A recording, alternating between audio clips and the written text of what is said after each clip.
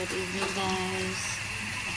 Nagluto ako na ngayon ng puso ng saging. Ginisang puso ng saging. Nilagyan ko ng prito na tuna. Tapos nilagyan ko ng gata. Ginisa ko muna. Ginisa ko muna yung bawang sibuyas. Tapos yung puso nilamas ko ng asin pagkatapos ko hiwain. Tapos ginisa ko. Tsaka ko nilagay yung pangalawang gata. Yung kumulo, tsaka ko rin kumulo na ko, nilagay ko yung unang gata. Yan, tapos nilagay ko magic sarap.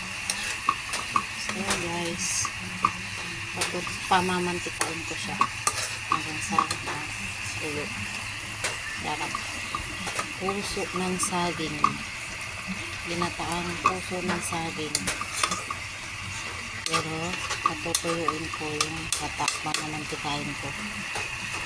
Ayan guys, pritong tuna ang sahog.